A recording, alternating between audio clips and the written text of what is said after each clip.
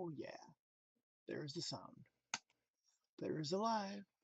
And we are live. Is that okay, cat? The cat is laying on the desk over here, pretending to be sleeping, but doesn't want to be bothered. So we are going to try and wake him up. Happy Motivational Monday, peoples. Don't mind the mess. It was a fun and exciting weekend. I'm still recuperating. Still recuperating. And you know what? Tonight's talk is a simple one. The room you're called to serve. See, a lot of us aren't wanting to be speakers. A lot of us would rather try to, have bamboo shoots put under our fingernails and stand in front of people talking. But you know what? A lot of us don't realize people are always watching us. They're watching what we're doing, how we overcome our challenges, how we overcome our problems, how we try and do things to get it done. And you know what? Listen, every room you walk into this week is going to ask you one question. Did you come to participate or did you come to serve? Because the room you're called to serve will never require you to shrink. It'll just ask you to show up.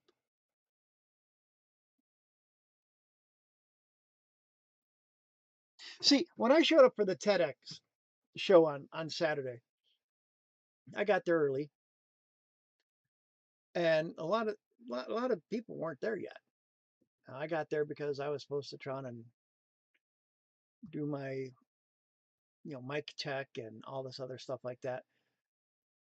And the stage wasn't complete. The speakers weren't set up completely. Heck, the porta potties needed to be moved still. In fact, I helped the event organizer to move the porta potties because everybody else was busy running around doing stuff. And he made a comment saying, you know what, we really don't want the porta potties within door slamming earshot of the cameras. So him and I took it upon ourselves to move the porta potties a good 50 to 100 foot away. And that had nothing to do with speaking. That was because of the fact I was there to serve, not just as a speaker, but as a human being for the event. Because you know what? Your calling doesn't show up to be comfortable. It shows up to be challenging. It shows up what type of a character you are.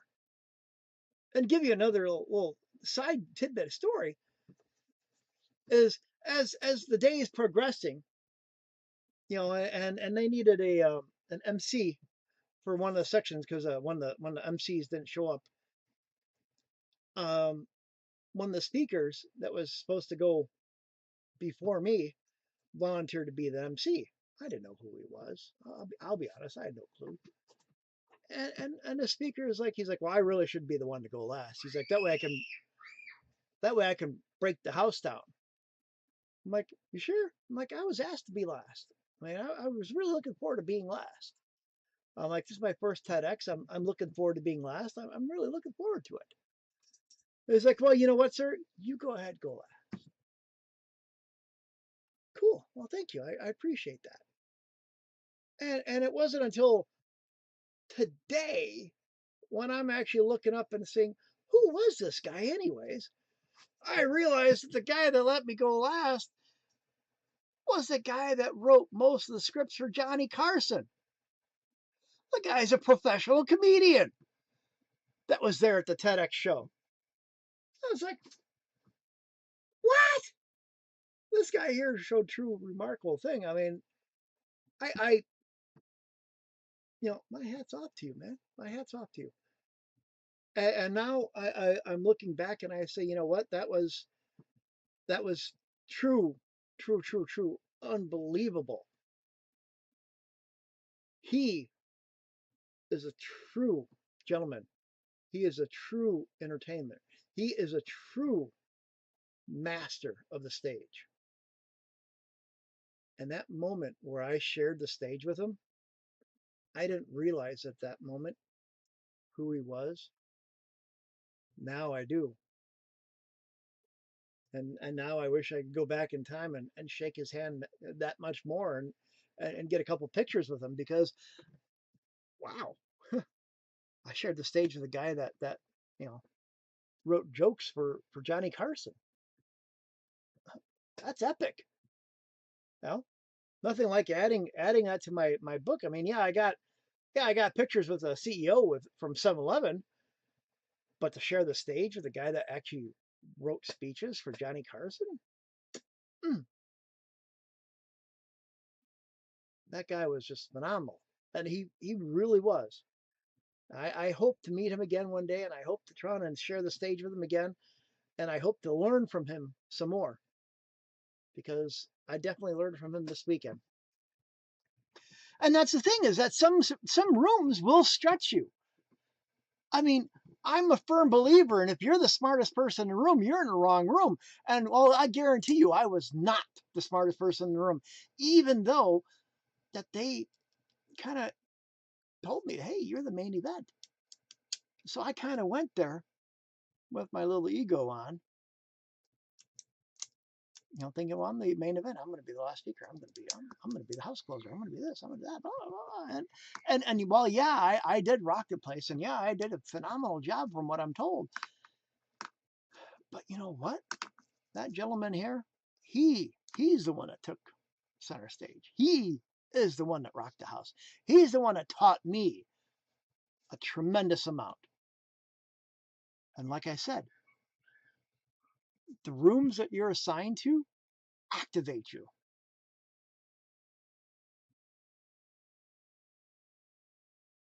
And that room there, that stage, like I said, I went there thinking that I was the main event. I went there thinking that, they wanted me there. And, I'm all cool. And here I'm sharing a stage with the CEO of 7-Eleven. I'm sharing a stage with a guy that wrote for Johnny Carson. Johnny Carson, only one of the best talk show hosts in the history that I can recall. I mean, I remember sitting there watching Johnny Carson every night with my mother and my grandmother, laughing hysterical. Listen to my grandmother complain about how she has to get up to go to the bathroom, otherwise she's going to sit there and eat wee herself because she was laughing so hard. And that's the thing is that guy there, he taught me so much in that little bit of short time. Wow. And that's the thing is that room unlocked the next level for me. Because see, every room has a gap that only you can fill. And sometimes that room needs your courage. And sometimes that room needs your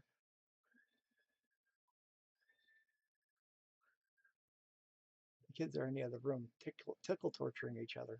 So I apologize.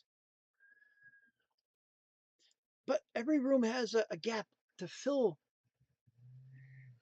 whether it's your courage or your studiousness. But every room has that moment that won't happen until you step into it. See, your permission, your presence is the permission somebody else needs to rise.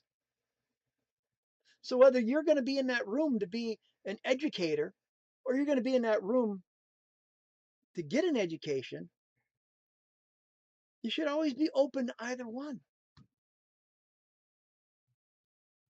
So who are you holding back by staying quiet?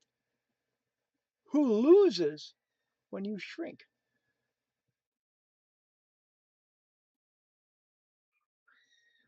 See, performing is about being seen.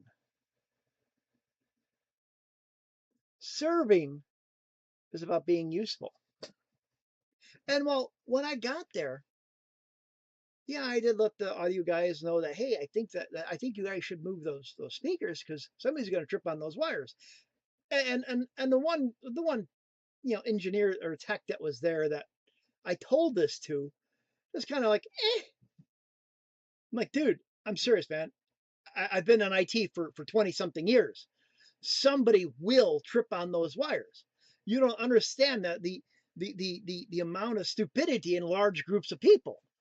Eh, it's a young kid, you know. I mean, I've handled events before. I've wired up events. I've wired up, huge events. And for them to try to just put the speakers right in the middle of the floor and run wires all over the place, not bothering putting rugs down or anything like that down to cover the wires, that was epically stupid. And you know what?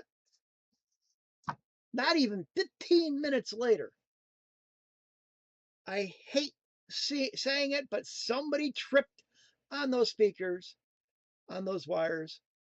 Thank God they're okay. But you know what happened?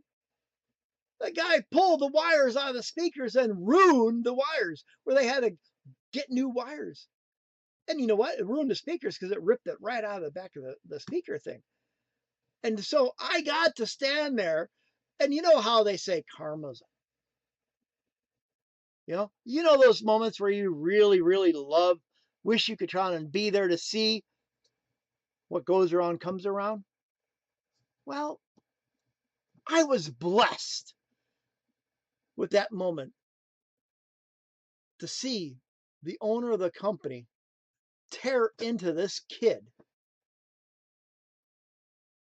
about destroying a speaker because of the fact the wire was in the middle of the walkway and somebody just fell. And about how he hopes that nobody sues him. He hopes that it's not going to be an expensive speaker to replace. He hopes that he's going to keep him on for the next project. Hey, Beth. Yeah, I actually heard all three of those things. And you know what? I feel bad for the kid. Just a little bit. Because it reminds me back to the one kid that I had working for me in my office that I had to fire because he was work impaired. I've told the story before.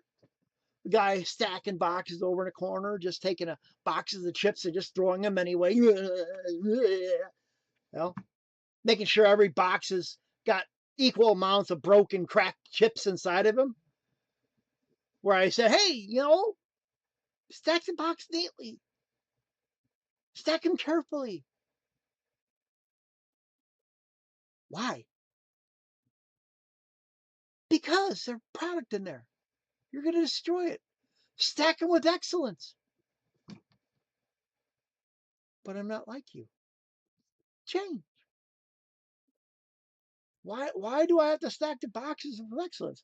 Because of the fact that it's one of those things that if you're going to try to do a job for me stacking boxes or answering the phone, I'd rather know that you're going to stack the boxes with excellence so I don't have to question on whether you're going to answer the phones with excellence. And like I said, I had to fire him. Work impaired. And well, this kid here, work impaired. Definitely work impaired. He was more concerned about the phone, baby. Cell phone, baby. More concerned about that. Playing on TikTok. Going to FaceTube. Not caring about the job at hand or about the people that could possibly get hurt. Just throw the wires. Expect other people just to watch where they're at. Forgetting about the level of stupidity in large crowds. But that's the thing, though, is serving is about being useful. Whereas performing drains you. Serving makes you feel better about yourself. I mean, after helping the event host move 2 porta potties, which I never realized how heavy these things are and how careful you want to move them because there's liquid in there sloshing about. Yeah. Oh, and if you have dress shoes on, you don't want to have the wood runners land on top of your shoes. It will scuff your shoes and hurt your toes. That's the difference between working and wearing steel toe boots to job sites and wearing dress shoes. Hey, Alicia, his, his, his dress shoes don't protect the toes. And so we moved these porta potties down the hill all around the side of the house, because this was at a bed and breakfast out 114 acres of a wood horse farm in Georgetown, Kentucky. And it was awesome. Beautiful countryside. Beautiful. Yeah. And then helped them trying to wire the speakers back up because, well, they had to fire the work impaired. And you know what? It felt amazing being the one that was actually there helping.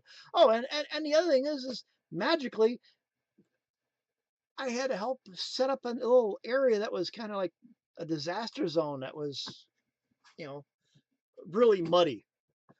And because of the fact that we moved the porta potties on the other side of the mud area, we didn't want to see people walk through the mud. So I grabbed some stuff out of the van and some painter's tape that I have in a van, and we set up a little, hazard zone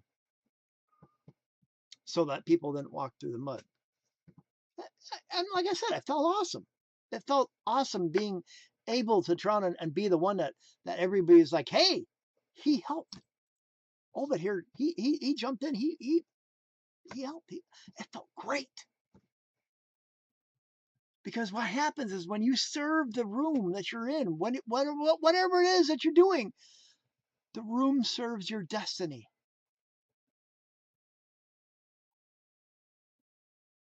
Because what happens is it shifts. It's like the universe opens up and says, well, hey, look at this. This person here is serving. This person here is doing something above and beyond. This person here is helping other people when he doesn't have to. He could just sit there in a chair and be a bump on a log watching everything else go around him. No, he's actually actively up and about, running around, doing things and helping people out. And well, you know what? This is Monday. This is a day. This is the room of the week that sets your entire week. What did you do today? Did you walk into Monday with your chest up? Your purpose loud? Or did you squeak on by, hoping that the Mondays didn't get you? Uh-oh, sounds like a case of Mondays. Or did you face it head on? Okay, God, let me have it.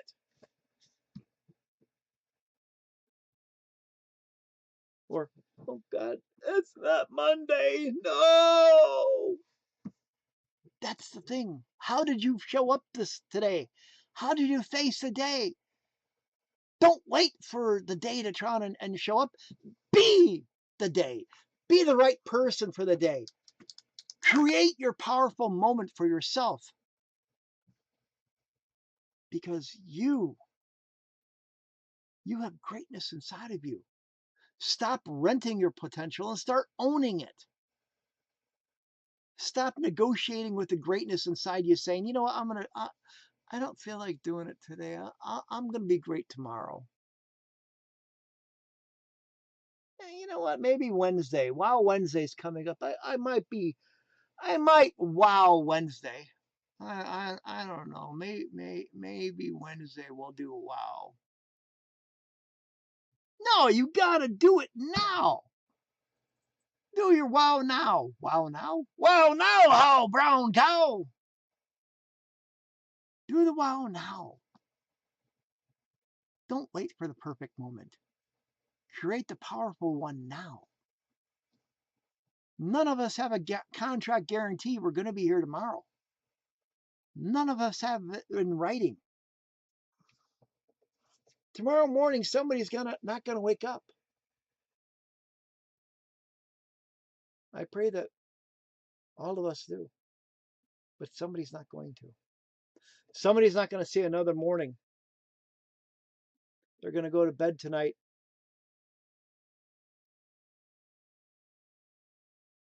and they're going to try and not be able to step into their future.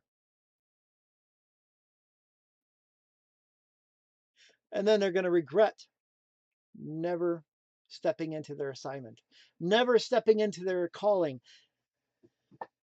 never going after their dreams.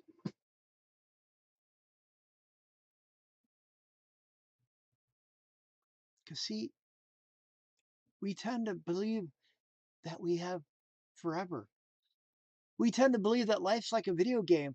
Well, if I don't like this, hey, I'm going to head bang on that reset button and start over again. I'll just go back to my spawn point and I'll start over at that point there. There is no reset. There is no spawn point.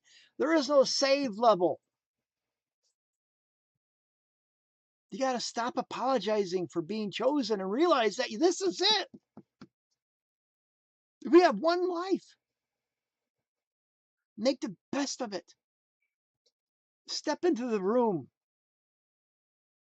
Step into your calling. Step into your assignment. Grab your dreams that God gave you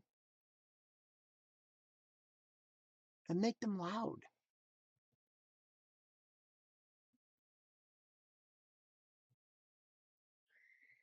Because, God gave you those dreams and only you had them. I can't take your dreams. I can't run with them. Only you can. They're not optional. You can't get rid of them. They're going to be there, always in the back of your head.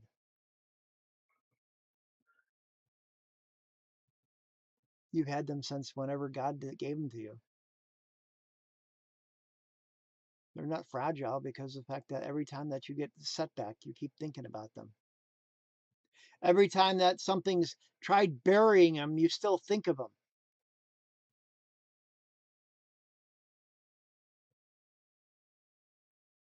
Every time.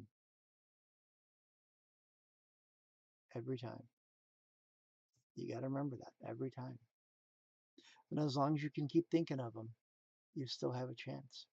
As long as you have breath in your lungs, you have a chance. As long as you wake up the next morning, you still have a chance to follow them, to follow your dreams, to activate them.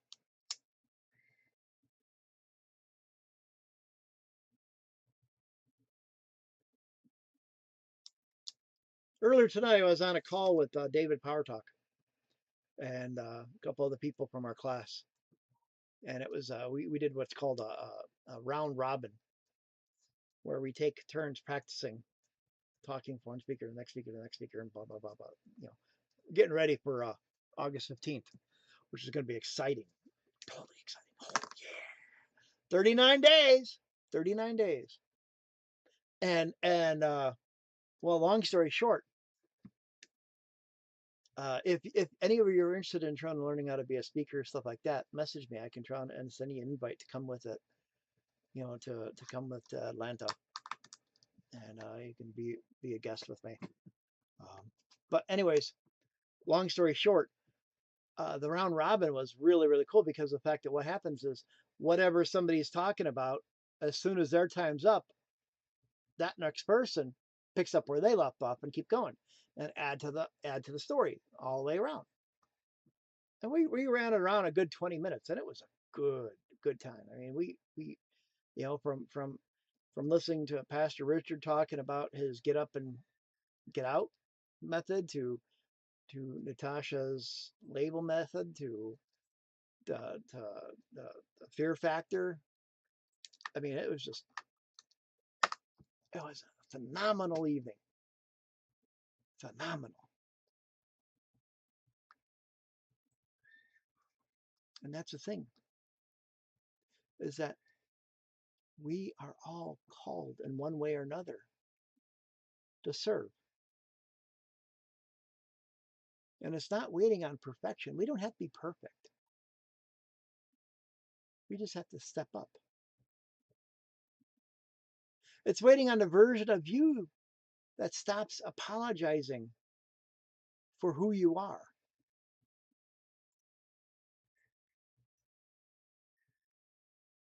Because only you have your dreams. Only you've been chosen.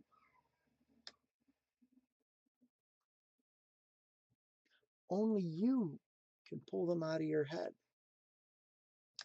and pour them, plant them, and grow them.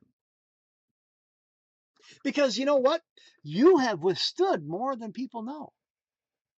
You've owned more than people seen. It's time to believe in yourself and win in a way that nobody can ignore. It's time to step up and make your next move your loudest one yet, because you have a dream and you're not lazy, and you need to stop renting your potential. Stop negotiating with your greatness and just be who you are. Don't wait for the right room. Become the right person. I believe in you.